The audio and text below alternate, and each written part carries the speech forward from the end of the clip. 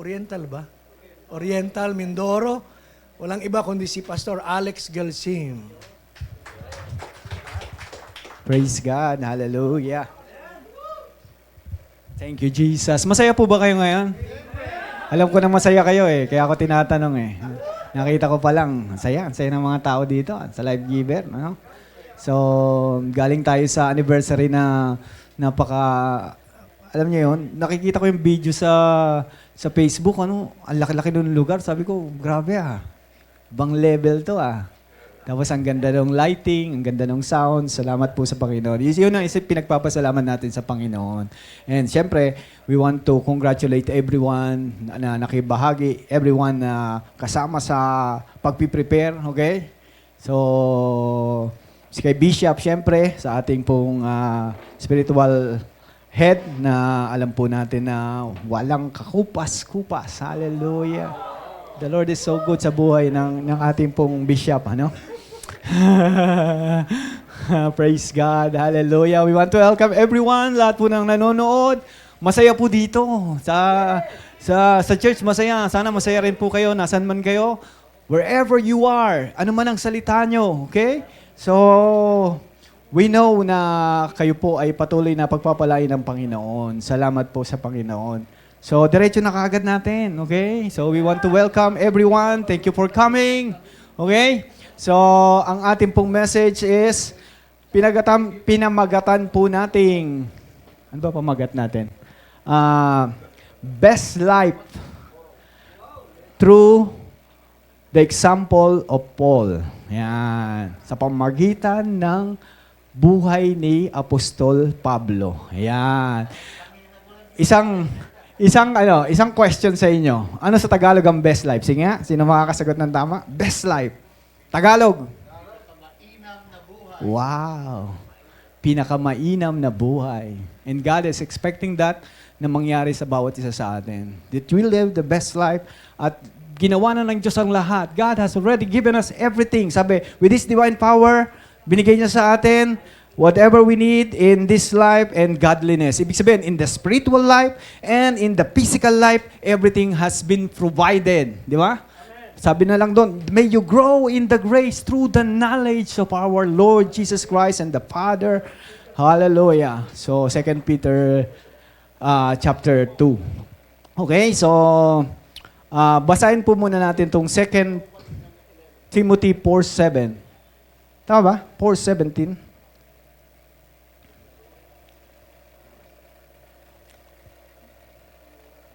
Parang iba. Okay. 4:7. Ang sabi po dito, I have fought a good fight. I have finished my course and I have kept the faith. Yan. Sa Tagalog. Ano sa Tagalog po?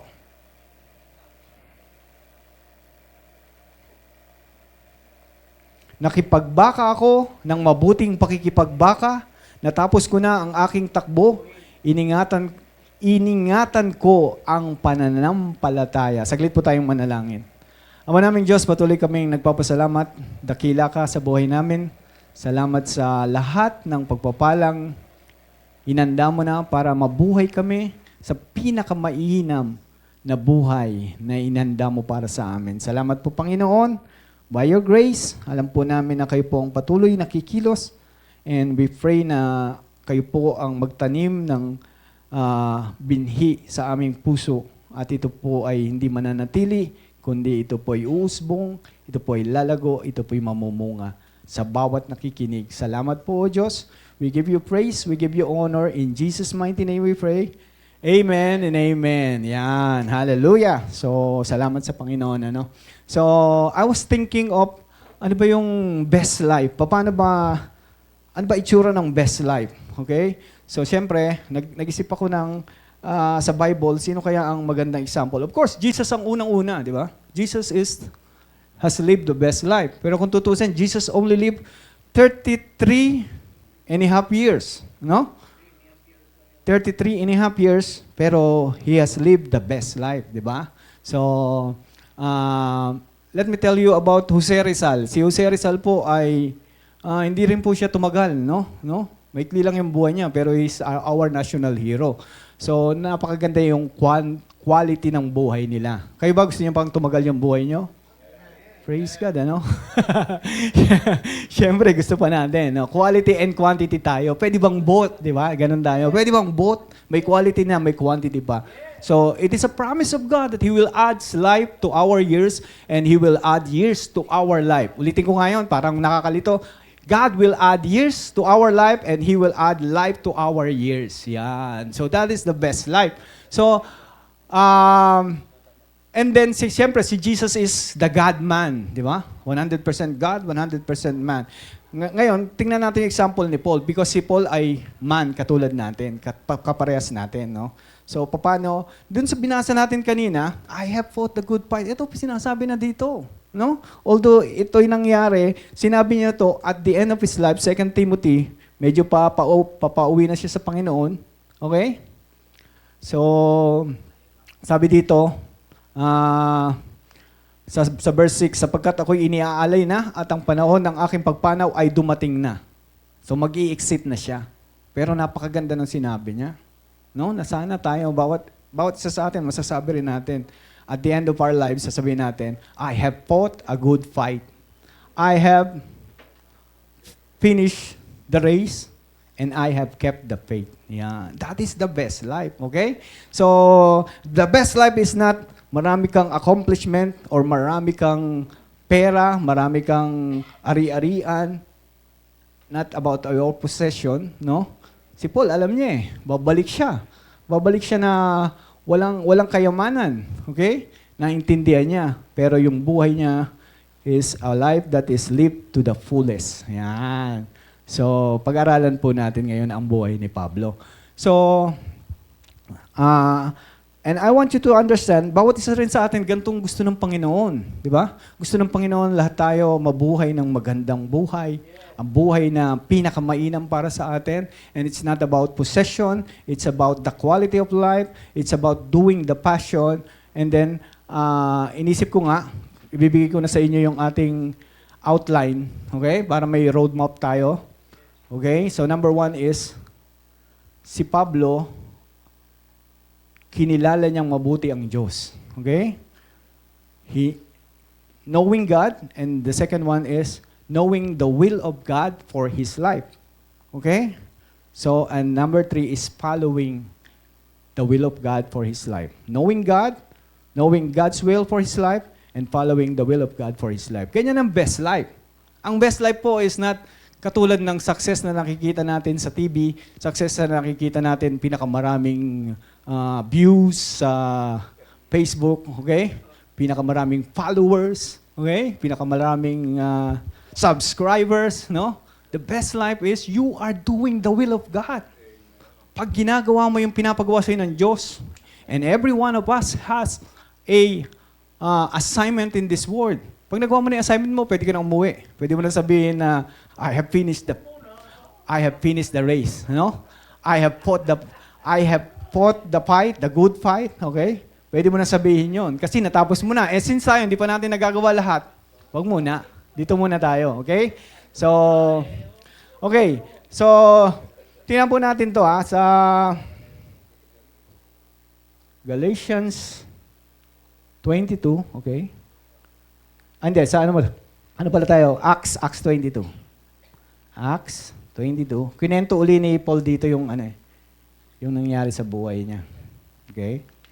So,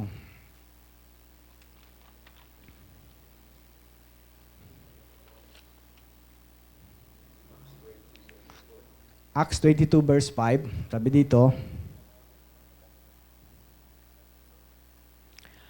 dito ako magsisimula sa 5. Okay? Gaya rin naman, ang Pangulong Saserdote ay nagpatuto sa akin at ang buong kapulungan ng matatanda na sa kanila may tumanggap ako ng mga sulat sa mga kapatid at naglakbay ako sa Damasco upang dalhin ko naman ang gapos sa Jerusalem ang nangaroroon upang parusahan. At nangyari na samantalang ako'y naglalakbay ay nalalapit na sa Damasco nang magtatanghaling tapat, biglang nagliwanag mula sa langit ang isang malaking ilaw sa palibot ko at ako'y nasubasob sa lupa At narinig ko ang tinig ng nagsasabi sa akin, Saulo, Saulo, bakit mo ako pinag-uusig? At ako'y sumagot, sino ka baga? Who are you, Lord? Yun ang question niya, no? At sinabi niya sa akin, ako'y si Jesus na taga Nazaret na iyong pinag-uusig. Okay? Ang lalim ng binabasa ko, no?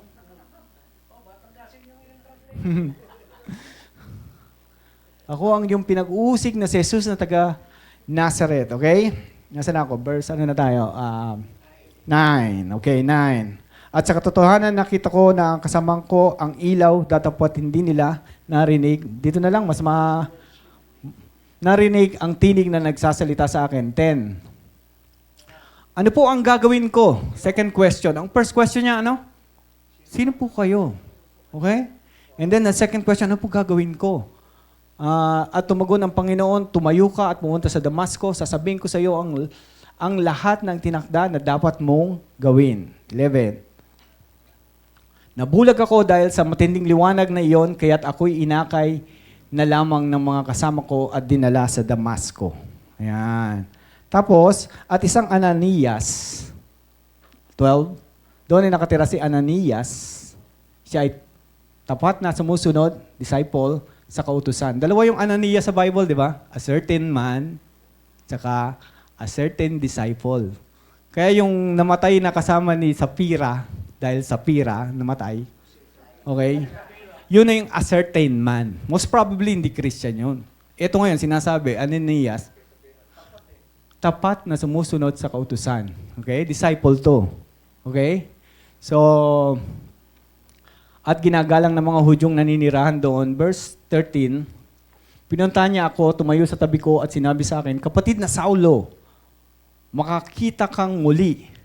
Noon din nakakita akong muli at tumingin ako sa kanya. At sinabi niya sa akin, pinili ka ng Diyos ng ating mga ninuno upang malaman mo ang kanyang kalooban. The will of God. Okay? Makikita ang kanyang matuwid na lingkod at maririnig ang kanyang tinig. Okay? Sapagkat ikaw ay magiging saksi niya upang patutuhanan sa lahat ng tao ang iyong nakita at narinig. Yan. Hanggang dyan lang muna po tayo. So nakita nyo, the first question is, sino ka po, Panginoon? And doon nagsimula yung knowing God ni Pablo.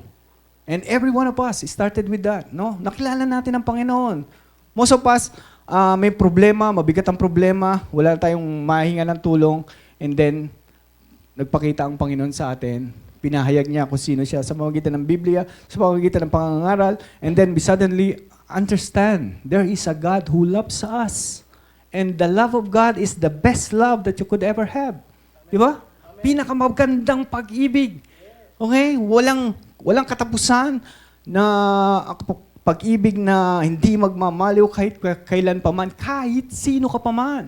Kaya most of us, nung na-enkwentro natin ang Panginoon, galing tayo sa lasingan, galing tayo sa bungan, galing tayo sa, ano pa yun? Wala na masabi. Okay? Alam niyo po si Kuya Lito, kinikwento ni Ate Lourdes. Si Kuya Lito, binaptize ko. Okay? Saan ba yun? Sa Sariaya yata yun eh. Sa Sariaya, no? At doon nagsimula yung pagbabago niya. Alam niyo po, si Kuya Lito, nung araw na yun, kagabi ko lang rin nalaman, sabi niya, nakasyabu pa. Nakasyabu pa. Pero, sumama siya doon sa aming outdoor. And then, nang sinabi kong, sino po magpapabaptize? Sumama po siya. Nakasyabu siya yung yesterday. Okay? The day before. Okay? And then, pinagpala siya ng Panginoon, magmula doon, dire-diretso na po siya. Okay? Nakasama po namin siya hanggang ngayon. Hanggang ngayon, ang istorya ganito. Kahit hindi na nakaka-attend si Ate Lourdes, kahit si Kuya Lito, a-attend siya. At naintindihan niya ang grasya ng Panginoon, ang biyaya ng Panginoon. Okay? In the same way, naalala niyo ba nung na-born again kayo? Di ba? Nakilala natin ang Panginoon and we're so in love with God. Gustong-gusto natin ng praise the Lord. Gustong-gusto natin ang kantahan namin dati. 1985 ako eh. This is the day, mga ganun lang. This is the day that the Lord has made, di ba? Simple lang, no? Pero gustong-gusto mong umaten, gustong-gusto mong umawit sa Panginoon, okay? So, doon ka nagsimula and then nalaman mo yung mga bagay patungkol sa Diyos. We know, we get the knowledge, mga kaalaman patungkol sa Panginoon. You know who God is, okay? Ang noun na ginagamit sa Panginoon is love. Di ba? God is love. Ang Diyos ay pag-ibig. At yan yung mensahe natin. This is the message that our God is a God of love. And therefore, sabi po sa Ephesians 3, know the love of God which passeth knowledge. Alamin mo ang pag-ibig ng Diyos higit pa sa kaalaman. Okay? It means experience the love of God. Okay? Maranasan mo, ma-experience mo, ganito pala ako kamahal ng Panginoon. It's so, iba yung sinasabi mong, my God is a healer. Kaysa sa sinabi mong, I have cancer, but God healed me. Na-experience mo.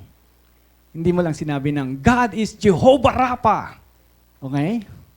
The great physician, kundi ako ay saksi. Meron akong sakit dati, pero pinagaling ako ng Panginoon. Okay? So, yun, knowing God, pag nakilala mo ang Panginoon, doon ka magsisimulang mabago at doon magsisimula ang best life mo. Ayan. So ito si Paul, masigasing na siya. Ang galing ng accomplishment niya. Ang dami niyang accomplishment, no? Nandun siya sa pinaka-elite ng mga tao noong panahon na yon, okay? Ang teacher niya, the best teacher, Gamaliel, okay? So, pag sinabi mong pariseyo ka, kabisado mo ang law, nagtatides ka, pati paminta, tinatides mo. Okay? Lahat ng kumikilala sa inyo, yung mga ibang pariseyo, kinikilala ka. No? Pero nagsimula yung best life niya, hindi doon, kundi nung na-encounter niya si Jesus. And then, nagsimula siyang kilalanin sino ba tong Panginoon na to. Yung una hindi niya kilala eh. Sino po kayo?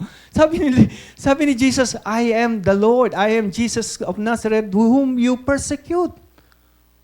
So talagang nabago po si Paul from the worst life, kasi ginagamit siya para patayin ng mga Kristiyano, from the worst life, and suddenly, nag-turn around, the best life. Nakilala niya ang Panginoon. Okay? And pag binasa mo sa Galatians, hindi siya umalis ng 3 years para pumunta sa Jerusalem, para puntahan sila John at sila Peter, kundi tinuruan siya mismo ng Panginoon. Okay? And Paul was the one who received so many revelation, so many mysteries. Sinasabi niya, di ba? The mysteries na in the past ages hindi sinabi sa mga hari, okay, sa mga prophet, pero ngayon binibigay na ang revelation. You will see na yung mga sinulat niya, okay? Let's start from Romans hanggang sa 1 Corinthians, 2 Corinthians, Galatians, Ephesians, Colossians. Ano na? Asan ako? Colossians, tapos 1 Thessalonians, 2 Thessalonians, 1 Timothy, 2 Timothy, lahat yan, ano? At doon sinasabi niya mystery. Alam niyo po, ang mystery, nakapaloob doon sa church. Okay? Nakapaloob yan sa church. Ang mystery po, hindi masyadong nabanggit ni Jesus. Rapture is a mystery. Di ba? The rapture is a mystery. Ang sinabi ni Jesus sa Matthew 24 at Luke 21 is the second coming. Kasi hindi pa, mystery, ibig sabihin ng mystery, nakatago pa, naka-conceal pa. Pero unti-unting sinasabi ni Paul, this is the mystery. Christ in you, the hope of glory. Hindi nila alam yun. Kristo nasa sayo na. At siya ang pag-asa mo, the hope of glory. Okay? So, that the Gentiles ay kaparti na, ang mga Gentiles ay kasama na sa pamilya ng Panginoon, all those things, ano? So, these are mysteries na tinuro ni Paul at natutunan ni Paul. Alam niyo, si Paul po ang nakaalam kung anong nangyari doon sa cross na hindi naintindihan kagad nila Peter. Kasi spiritual, lahat ng spiritual binigay sa kanya. And so, therefore, sinasabi ni Paul, doon sa communion, na hindi siya kasama doon sa Last Supper, pero sinasabi niya, ito ang katuroang binigay sa akin ng Panginoon. Okay? So, alam niya kung ano nangyari doon sa Last Supper. Alam niya na si Jesus was giving His life. Okay? Sinasabi ni Jesus na mamamatay na ako. Iaalay ko na yung buhay ko para sa inyo. Di yan naintindihan ng mga apostol. No? Lahat ng spiritual nangyari doon sa cross, lahat ng divine exchange, na siya na mahirap, siya na mayaman, naging mahirap, tayo naman naging mayaman, na siya na siya na walang kasalanan, naging kasalanan, para tayo po ay maging katuwiran. Yung exchange na yon, hindi naintindihan kaagad nila Peter, pero tinuro kay Paul. Inunawa ni Paul, and then sa kanya sinasabi sa atin. Nagsimula yan with the knowledge. May revelation ng Lord sa akin. Sabi niya, knowing God, the moment you stop knowing God is the moment you stop living the best life. Naintindihan niyo yun? The moment tumigil ka na sa pagkilala sa Panginoon, tapos na rin ang best life mo. Kaya everyday, nagsimula si Paul nung encounter niya, hanggang matapos, kinilala niya kung sino ang Diyos. Sabi niya nga, wala akong gustong malaman sa inyo, kundi si Jesus, crucified si Jesus na ipinako. Okay? Because nung pinako si Jesus at siya muling nabuhay, nabago tayo. Ano nangyari sa atin? Nung si Jesus po ay napako sa krus, inalay ang kanyang buhay. Okay? I will give you 3 things. Okay? Alam niyo na po ito. Review. Unang-una yung identity natin na bago. Who you are. Who you are in Christ, na bago ka na. Dati nasa kadiliman ka, ngayon nasa liwanag ka. Dati mahirap ka, pero bigla kang yumaman. Can you imagine, bigla kang yumaman ngayon? Okay? Na nagtatrabaho ka sa isang kumpanya, and suddenly sabi sa'yo, kayo na po ang may-ari ng kumpanya. I will tell you, magbabago yung lifestyle mo. Mag-iiba ngayon ang pag-iisip mo. And ganun dapat ang approach natin when suddenly sabi ng Panginoon, ikaw na ang anak ng you are a son or a daughter of the Most High. Yan. Tapos sinabi sa'yo, hindi ka na dyan uupo sa desk mo na yan. Saan po ako upo? Doon sa pinakamataas na lugar. We are seated in heaven in Christ. Right? Doon tayo nakaupo. Ano ibig sabihin nun? Sa pinakamataas yun. Okay? Above all, principalities and powers. Kaya meron kang authority, you have power, meron kang kakayahan, meron kang supernatural na kakayahan, okay? You have power at susunod lang sa'yo. No? Sabi, tatapakan mo lang yung mga scorpions and snake, si Satan, yung mga kampo niya, tinatapakan mo lang yan. Under my feet, di ba? Under my feet, okay? So now, suddenly, everything changed. Iba na yung identity mo. From a sinner, meron kang sinful nature, nakikreate ka lagi ng kasalanan, suddenly, naging righteous ka na. And you are capable to walk in the righteousness of God because you yourselves become the righteousness of God. Hallelujah. Ibang-iba ka na. Tingnan mo yung katabi mo. May pagbabago ba? Okay. Ibang-iba ka na. Hallelujah. Pastor, parang ganun pa rin eh. Hindi. Ang pinag-uusapan natin, spiritual. In the spirit, okay? Sabi nga ni Paul, hindi na namin tinitingnan yung mga tao. According to the flesh. Ang tinitingnan ko, kapatid ko yan. Pagdating sa final, sa langit, kami pa rin magkasama. Kaya mahalin mo yan. Huwag mong sabihan ng mga papapangit. Okay? Huwag mong pagmaritisan yan. Kasi iyan ang makakasama mo until finals. Okay? Minsan nga magugulat ka pa eh. Oh, paano ka napunta dito? Okay? Naalala ko po yung kaklase ko, si Nonan Brunyo, taga Buting. Nung nakita kami, magre-reunion kami, sabi niya, paano ka naging pastor? Demonyo ka dati. Demonyo ka dati, paano ka naging pastor? Okay? So, sabi nila, Pastor Eli, kita mo na, kahit demonyo, naging pastor, nababago ng Panginoon. Ganong kakapangyarihan ng Panginoon. Hallelujah. Praise God. Hallelujah. So, ibang-iba na yung identity natin. Dapat maintindihan natin yan. Iba identity natin. Kaya hindi tayo dapat natatakot. Pagka may mga problema tayo naririnig, yung mga kapitbahay natin natatakot, nag-aalala tayo, hindi. Hayaan mo yan. Tataas ang bilihin. Bayaan mong tumaas ang bilihin. Tataas yung gasolina. Bayaan mo tumaas yung gasolina. May resources kami. Galing sa Diyos. Ang Diyos ang magbabayad sa amin. Ang Diyos ang magbibigay ng panggasolina namin. Okay? Papalitan ng Diyos ng electric, car. Hindi na kailangan ng gasolina. Okay? Whatever happens to this world, iba ka. Iba ang identity mo. Iba tayo.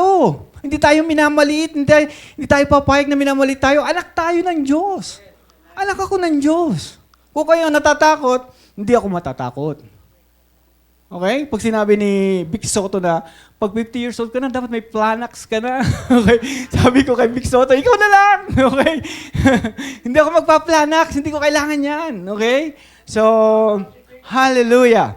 Ngayon, ang number 2 to pong nabago sa atin dahil sa sakripisyo ni Jesus is yung possession natin. Yung una, who you are is your identity. Ngayon, yung what you have is your possession. Ano meron ka? Ako, nag-iisip ako, top 3, ano meron ako? Kayo, isipin nyo nga, anong top 3 nyo na meron kayo ngayon? Dati wala kayo, na born again kayo. You have God. Ang Holy Spirit kasama nyo palagi.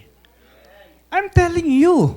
Nag-reunion kayo, batch 70, batch 55. Okay? Anong batch ba kayo? Pag pumunta kayo doon, dala-dala nyo Holy Spirit. Okay? Wala sila noon. At yung mga kasama nyo, ang sasabihin na kwento, alam mo, marami na nanakit na sa akin. Marami na nanakit sa aking katawan. Okay? But you have the Holy Spirit. Even if yung mga reunion ng family, isipin nyo, you have the Holy Spirit. Kasama nyo. And alam nyo, if you are aware, nagra-radiate yan eh. Nagra-radiate. Sasabihin nila, parang may kakaiba sa'yo. Because I am you. I have the Holy Spirit within me. Okay? Ano pa meron tayo?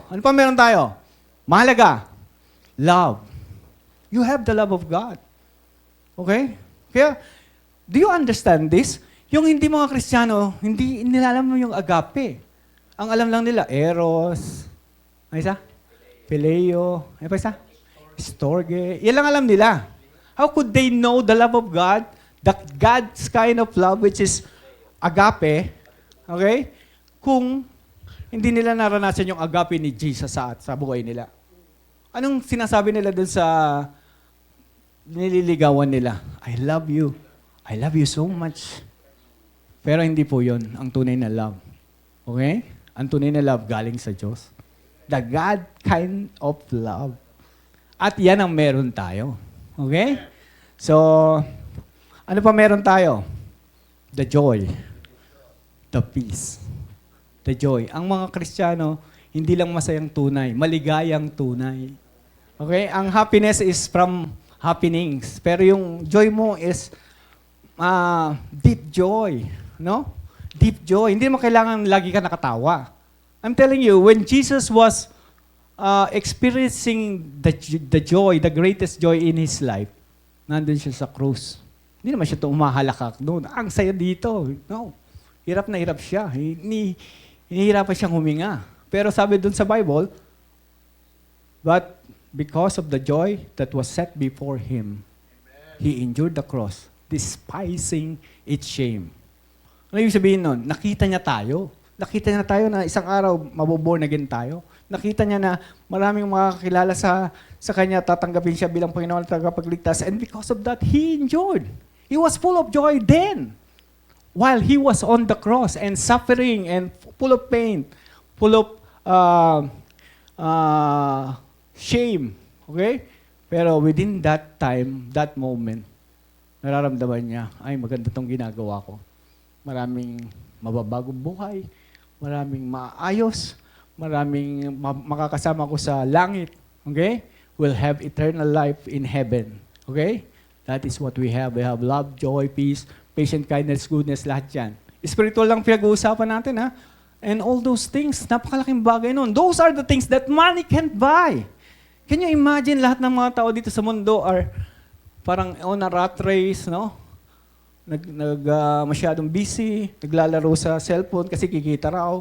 Okay? Mga forex, no? Ang dami ng forex ngayon, lumalabas na sa Tapos maraming mga, I'm not against these things, no? Pero I tell you, those things that money can buy are the most valuable. Love, joy, peace, all these things, relationship. Okay, ito ang mahalaga. Ito yung yung hindi mo mabibili pero pinakamahalaga sa buhay natin. And that is your best life. Di ba? Can you imagine? Kahit naman napakayaman mo, pero wala ka sa Panginoon, what will it profit a man if he gains the whole world but loses his own soul? Okay? Kahit naman pwede mong i-enjoy ang napakaraming bagay, pero, you delight in the Lord. Di ba? Maging masaya ka sa Panginoon, hindi sa mga bagay na to. When you are delighting in the Lord, you are delighting in the eternal. Mga bagay na eternal, hindi temporary. Masaya ka ngayon, darating ang panahon, nawawala yung kasiyahan mo, nagpe-fade. Pero yung eternal things, you delight in the Lord, you delight in His Word, you delight in sa pagpupuri, pagsamba sa Kanya, these are the eternal things. Ito yung may kahulugan. Okay? You are here today, I'm telling you. Ano sabi ng Panginoon? Promise ng God, pag nagsama-sama tayo, oh, how good it is when brethren dwells together in unity. For there the Lord commands a blessing. Anong blessing? Life. And that life is the best life. Hallelujah. The abundant life that Jesus promises in John 10:10. I have come that you may have life and that you may have it to the full. Hallelujah. Palakpakan natin ang Panginoon. Yan ang promise ng Panginoon. You come here, you just came here and you have this life, of course. Hallelujah. That is the commanded blessing of God and a promise that will not be shaken. Okay? Kaya mahalaga yung nagsasama-sama mga Kristiyano eh. Kaya mahalaga yung fellowship eh. Okay? Doon pa lang may ginagawa na ang Panginoon eh. Okay? There's something within the Christian na pag nagsama-sama tayo, may kumikilos ang Panginoon. I'm telling you ngayon, yung mga problema nyo, na iniwan nyo doon sa bahay nyo, inaayos na ng Panginoon because of the blessing of God with our pagsasama-sama sa ating pagkikita-kita, with our fellowship, may ginagawa na ang Panginoon. Yung mga problema mong hindi mamalaman kung paano ang solusyon na gagawin mo, inaayos na yun ng Lord. Okay? So, pangatlo, ano una? Who you are, identity. What you have, your possession. Number 3 is what you can do. Isipin nyo nga, this is our ability. Okay? Na ginawa ng Diyos when we were born again, nagsimula nang tayo, kilalanin natin ang Panginoon. We can do something na dati hindi natin nagagawa. Isipin nyo nga, top 3. Anong meron kayo ngayon na, what you can do today na hindi mo magagawa dati? Okay, I will tell you, you can love the same as with the love of God. Kaya ang sabi ng Panginoon, a new command I give to you, okay, that you love one another as I have loved you. Dati hindi natin kaya yan, no? But now we can love. Dati you cannot give what you do not have. Okay, but we now have the love of God. Paano kung mamahalin yung asawa ko? Humingi ka sa Lord ng pag-ibig niya. Lord, bigyan mo akong pag-ibig mo. Padama mo sa akin yung pag-ibig mo. And it will automatically, so much I can contain it. So blessed, I can contain it so much. Ano sunod? I have to give it away. And the number one recipient is yung asawa mo syempre. At yung anak mo at yung pamilya mo. Magpo-flow na lang yan. Okay? Because you can do it now. Dati hindi mo kayang gawin. And because you can do it now, you are living your best life. Okay? Number two ko dun sa what you can do is forgiveness. Galing. Di ba? Dati ang hirap talaga magpatawad eh. No? And sabi nga ni Bishop pinatawad ko na, Pastor, wag lang magkukross yung landas namin. Okay? Pero pinatawad ko na. Okay? Pinatawad ko na. I tell you. Okay?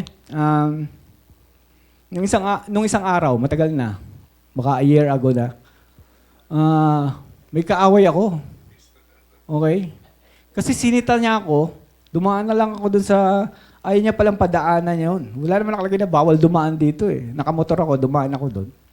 Tapos, malayo na ako, sinisigawan pa ako, nakadalawang beses ka na dito. Sabi sa akin, nakadalawang beses ka na dito. Alam niyo po, umuusok ako. Ang ginawa ko, umuwi muna ako. Malapit ang bahay namin doon. Umuwi muna ako. Sabi ni Consi, ano Pastor, kumuha ka ng panghataw, pangambalos. Pag uwi ko, nandun yung misis ko, hindi ko sinabi sa kanya. Pero galit na ako.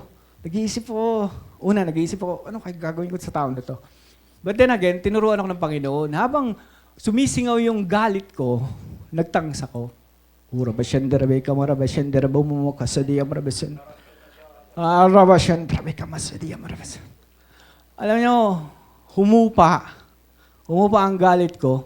Sabi ko, Lord, tara, kausapin na natin. Doon pumunta po ako. No? Nakita ko yung boss niya.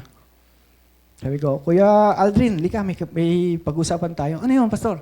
Basta, sama mo muna ako. Tapos kinausap ko po yung sabi ko sa kanya, alam mo, wala nang problema sa akin eh. Sabihin mo lang, huwag akong dadaan dyan, hindi ako dadaan dyan eh. No, pero hindi ko nagustuhan yung sinisigawan mo ko, ganito. No? So, hindi niya ako kilala. Sige, si Boss Aldrin, sabi niya, si Pastor to. Ayan, no, nawagitan siya. Sabi niya, Pastor, hindi ko naman nakita kung anong nangyari sa inyo. Pero hindi naman po bawal dumaan dyan. Pero ganon. So naayos. No? Hanggang ngayon, sa kanya ako bumibili ng gasolina. I can look at him in the eye. No? So, salamat. Binago tayo ng Panginoon. Salamat. We can forgive. Okay? So, yun po ay because of knowing God. Nasa knowing God pa lang ako, ha? Oras na ba tayo? So, the next one is knowing God's will. Okay? So, anong question ni Paul? Sino po kayo? Sumunod? Ano pong gagawin ko? Yan. So, malalim yan, no? So, yung on the surface, ang sabi ng Panginoon, pumunta ka sa Damascus. Pero doon nagsimula. Okay? Doon nagsimula yung mga bagay na gustong sabihin ng Diyos sa Kanya. Okay? And ano sabi natin? Number 2 is knowing God's will. Okay? If you want to live the best life, kailangan malaman mo ano ang will ng Lord sa buhay mo. God has given you an assignment bago ka pa nabuhay dito sa mundo. Okay? May assignment tayo. And some of us, mabuti sa mga pastor. I'm telling you, natutuwa ako dahil alam ko kaagad na pastor ako, alam ko kaagad na gagamitin ako ng Panginoon, alam ko na kaagad. Yung iba nagtatanong pa ngayon, Lord, saan mo ako gagamitin? Lord, anong ministry ba ako? Palipat-lipat ng ministry. Wala siya. Kada ministry pinupuntahan niya, nagkakagulo. Hindi pa niya alam kung saan. Okay? So, mapalad kami mga pastor, alam na namin. Ang mga pastor ay mag-aalaga ng mga tupa. Magpapakain ng mga tupa. Okay? If you are an evangelist, you will have a heart for soul na maligtas. If you are a teacher, maipapaliwanag mo ng maayos, na maintindihan ng mga tao. Hindi katulad ng sinasabi ni Pastor Ernie, binasa yung Bible, ang liwanag. Nung pinaliwanag, lumabo. Okay? Hindi ganun ang teacher. Okay? So, you are an apostle, you are a sent one, ikaw ay pinadala para maabot mo yung mga hindi pa naaabot ng karamihan. Okay? So, yan po ay yan po yung mga kalooban ng Diyos that we must understand. Ano nang will ng Diyos sa atin? If you don't know God's will for your life, baka parang sumusuntok ka sa buwan. No? Wala kang tinatamaan. So, you have to always ask the Lord, ito ba ang kalooban mo? Okay? You have to always be led by the Holy Spirit. Alam niyo, ganito lang kasimple to be led by the Holy Spirit. Pag meron kang iniisip na pinapagawa sa'yo ng Panginoon, pag ginawa mo, ang saya ng kalooban mo, you are being led by the Holy Spirit. Pero pagka ginagawa mo yung bagay, kala mo kalooban ng Panginoon, pero walang peace, wala kang kapayapaan, maybe that is not the will of God. Okay? So, at ang Panginoon, gusto niya humakbang ka. Okay? Kasi hindi niya ituturo sa iyo hanggang hindi ka humakbang. Okay? So, knowing God's will. Ano po sabi dito? Ipapaalam ng Diyos kung ano yung gagawin mo para sa mga hintil. Okay? So, alam na kagad ni Paul na ang will ng Lord para sa kanya, gamitin siya para sa mga hintil. Okay? And then, that's the reason why lahat ng mystery sa church binigay sa kanya. Inunawa niya, pinag-aralan niya, at binibigay niya sa atin. Look at Ephesians. Yung Ephesians 1-3 talks about our identity. Pagdating sa 4, dun pa lang yung mga instruction. Unang-una, dapat maintindihan mo, unawain mo, sino ka, who you are, tapos, ano sinasabi sa Ephesians 1? That lahat ng blessing binigay na sa iyo. All spiritual blessing has been given to us. You are a child of God. Hallelujah. That you are accepted in the beloved. And you, all wisdom has been given to you. And knowledge. Tapos, you have redemption, the forgiveness of sin. Pag binasa niyo Ephesians sa Colossians, parallel yan. Magkaparehas halos yan. So, makikita mo sa simula, ang tinuturo sa iyo, ito yung identity mo. Pagkatapos nun, saka pa lang sasabihin ni Paul na ito ang instruction ngayon. Okay? Ano ang instruction? Na huwag mong hayaang bumaba ang sa iyong galit, huwag kang magsisinungaling, yung mga magnanakaw, magtrabaho kayo, instruction yan, instruction. Ang problema kasi, puro instruction tayo. Ito gawin mo para maging righteous ka, maging mabuti ka, maging holy ka. Yan ang karamihan sa church ngayon. Yan ang tinuturo. No? So, sa Victoria, 2 church lang ang nagtuturo na hindi na namamalo ang Diyos. Yung church natin, saka yung church ni Pastor Cesar. Okay? Hindi na namamalo ang Diyos. Okay? Ang ginagamit ng Diyos, salita niya para turuan ka. No? Hindi para ikaw ay parusahan ng parusahan. No? So, alam niyo sa Victoria, 2 church lang ang nagtuturo na there is therefore no condemnation. Wala nang parusang, wala nang hatol ng parusa. Okay? Sa mga nakipag-isa kay Kristo. No, sa kanila, parusa yun ng Diyos. Pag may nangyari masama, pinapalo tayo ng Diyos, pinaparusahan tayo ng Diyos. Okay? So, thank you, Jesus. Hallelujah. So, number 3, tapusin na natin. Okay? Alam niyo, doon pala, naalala ko yung what you can do. What you can do. Pag sinabi mong, I can do all things, tapos na ang labanan. I can do all things through Christ who strengthen me. Nagagawa mo na pala lahat ngayon. Ano? Pero sabi nga ni Andrew Parley, ang pinag-uusapan dyan yung kaya niyang mabuhay ng sagana, kaya niyang mabuhay ng wala. Okay? So, best life pa rin yun. You are living ng salat ka, nabubuhay ka ng sagana, you are still living the best life, sabi ni Paul. Okay? So, sabi niya, kahit anong sitwasyon ako, I can do all things. So, yun ang ibig sabihin nun. No? So, of course, alam natin, ang buhay Kristiyano, maligaya, pero may mga kalungkutan, may evil day. Okay? Pero, merong good days, may isang evil day. Okay? At pag dumaan ka dun sa evil day na yon, you can still do all things through Christ. Magkagawa mo pa rin yung mga bagay na pinapagawa sa iyo ng Panginoon. You know, success is doing what God wants you to do. Success is kung anong pinagawa sa iyo ng Panginoon, gagawin mo. Okay? And I was reminded by God, habang lumalaki yung ministry mo or habang gagamitin ka ng Panginoon sa mas maraming kaluluwa, mas bumibigat yung responsibility. Okay? That's the reason why si Paul, naabot niya yung maraming tao, pero think about this. Sabi ko, si Paul parang sa hindi Kristiyanong pananaw, malas. Malas na tao.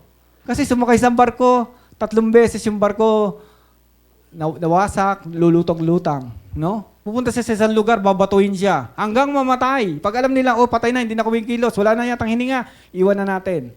Tapos tatayo si Paul, lipat sa kabila, magtuturo uli. Parang malas lagi. Biglang nahuli, sila ni Silas, ikulong yan, hagupitin yan. Best life ba yon? Best life ba yon? Yes! That is the best life. Okay? Parang malas. Sabi siguro ni Silas, bakit ba ako nakasama-sama pa dito? Malas yata to si Paul. Okay? Pag nakalabas-labas ako dito sa kulungan sa Philippi, hindi na ako sasama sa'yo. You know, and kaso hindi ganun si Silas eh. Kasama niya ni Paul. Sabi ni Paul, kanta tayo, kanta tayo. Anong kakantahin natin? How great is our God? Sige. How great is our God. Kanta rin naman si Silas. Sing with me how... Nakakinig yung mga tao. Tapos biglang lumindol. You see? Best life. The supernatural follows. Okay? Ang best life po natin ay inihanda na ng Panginoon. Merong mga panahon ng kahirapan, but I tell you, maraming panahon din si Paul na nagdiriwang siya. He was rejoicing, no? Nakikita niya yung ang mga disciple niya, lumalago. Nakikita niya si Timothy. Nakikita niya si Titus, nag-aalaga na ng church. Masaya siya sa mga panahon na yon, okay? At pag iniisip niya yung eternal na mangyayari because of their works, sabi niya kasi, ganito eh. Alam mo, lahat ng hirap na nararanasan natin dito, compare dun sa future natin, the glory in the future, baliwala to. Okay? Baliwala to. I'm telling you, the secret is looking unto Jesus. Okay? Look unto Jesus, look full at His wonderful face, and the things of this world will become strangely dim to the light, to the light of His glory and grace. Okay? Pag nakatingin ka pala kay Jesus, kahit ano yung mga paghihirap mo, baliwala yan. Lumiliit. O, di ba? Look full at His wonderful face, and the things on earth will be strangely dim to the light, to the light of His glory and grace. Yan.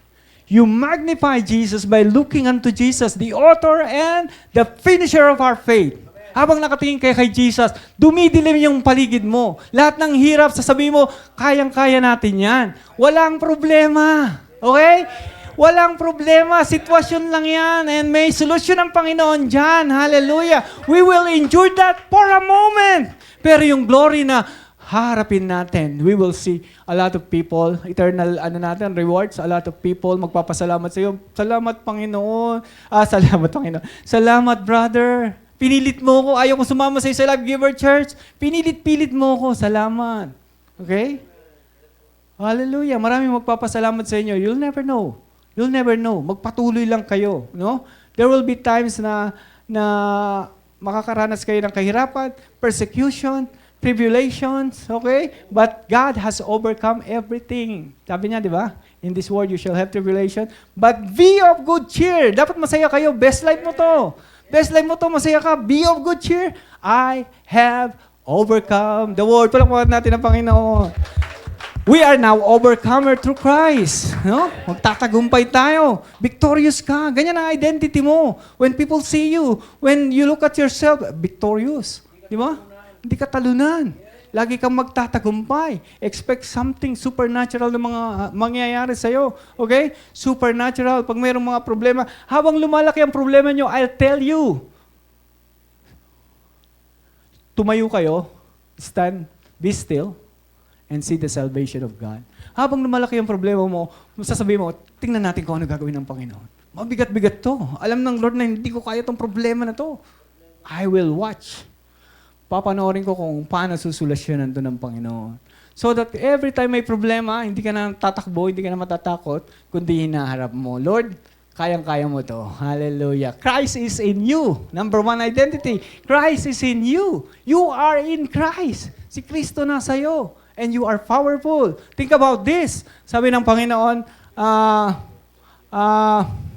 ako'y kakampi mo. Saan verse yun? 31. Ang sabi ay, if God be for us, who can be against us? Ang ibig sabihin ng kakampi mo ang Diyos. Okay? Pag halimbawa, may kaaway ka ng suntukan, tapos naghahanap ka ng kakampi, nakita mo si Pastor Hill, sa likod ni Pastor Hill, nandun si Manny Pacquiao. Oy, Manny, halika dito. Tawagin mo si Manny, may kaaway ako eh, re-rest back tayo. You see? Ang kasama mo, the best fighter in the world, okay? Pound by pound. Hallelujah. 8 division. Champion. Okay? Ang kasama mo ngayon, ang Diyos. Ang Diyos! Naalala ko yung Koreano pag sinasabi niyang, ang Diyos! Tinataas talaga yung boses niya. Ang Diyos! Okay? So, ini-exert siya ng effort. Now, pag ang Diyos ang kasama mo, I tell you, kahit sino kalaban mo, talo. Okay? Pag ang Diyos ang kakampi mo, hindi mo kalaban ng Diyos. God is not against you. Pag ang Diyos ang kakampi mo, panalo ka na. Whatever ano mong laban yan? No? Minsan, anong nararanasan mo ngayon? Pastor, may utang ako eh. Kakampi mo ang Diyos.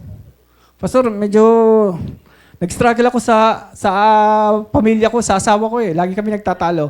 I tell you, kakampi mo ang Diyos. Okay? Whatever your situation is, knowing na kakampi mo ang Diyos, I tell you, lagi kang panalo. Always in the winner. You will never lose. The Lord is with you. Okay? Kasama mo, kakampi mo ang Diyos. Hallelujah. Bahala na kayo magbati ng asawa mo. Okay? So, the last one is follow. Knowing the will of God. Dito tayo magtatapos. Panguli is, you just follow. Ang ginawa ni Paul, sinunod niya lahat. Okay? Ang problema sa atin, minsan, simula pa lang, ayaw natin sumunod eh. Tapos nagtatanong tayo, Lord, anong gusto mong gawin sa... Yung ang pinagawa ko sa iyo last week, hindi mo ginagawa eh. Okay? Pero si Paul, sinundan niya.